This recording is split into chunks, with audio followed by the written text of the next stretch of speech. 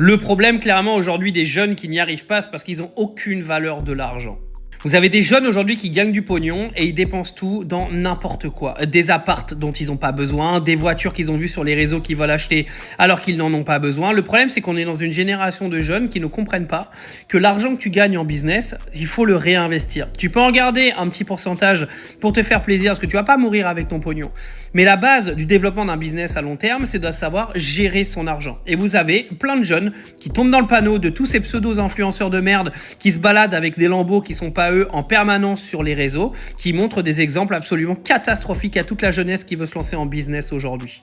Les gars, le business, c'est pas aller m'acheter une villa avec 18 chambres, aller m'acheter la dernière Bugatti et la dernière Lambo. Non, quand tu démarres et quand tu commences à faire de l'argent, il faut réinvestir cet argent dans ton business pour le faire perdurer à long terme. Arrêtez de toujours vouloir dépenser votre argent dans de la merde parce que vous allez vous manger un mur et le jour où vous en aurez plus du pognon, vous aurez plus que vos yeux pour pleurer.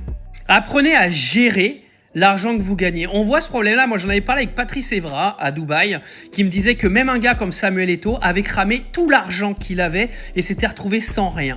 C'est le problème qu'ont beaucoup de joueurs de foot qui arrivent, qui gagnent la dose de maille, qui n'ont jamais appris à gérer de l'argent et qui se retrouvent à claquer tout leur pognon. Et je vous jure qu'il y a des joueurs de foot qui terminent leur carrière, ils n'ont plus un rond. Alors qu'ils ont brassé des millions, les gars. Il faut que vous appreniez à gérer votre pognon. Quand vous en avez, dites-vous qu'il faut que vous en ayez pendant les 20-25 prochaines années. Utilisez cet argent correctement. Arrêtez de vous faire influencer par tous ces clowns qui achètent des bagnoles et des baraques. Ou alors, c'est même pas à eux en plus les 3/4 du temps. Ils vous arnaquent psychologiquement avec tout ça. C'est tellement facile à Dubaï aujourd'hui d'arnaquer tout le monde en disant « Regardez les gars, j'ai acheté une Richard Mille, regardez les gars, j'ai acheté une Bugatti. » C'est pas à eux. Réveillez-vous les gars. Et quand bien même ce serait à eux, je leur souhaite pourquoi pas, mais j'espère que ça représente même pas 5% d'argent qu'ils gagnent tous les mois. Parce que si c'est pas le cas, ce sont des trompettes et ils vont se retrouver sans rien du jour au lendemain, croyez-moi.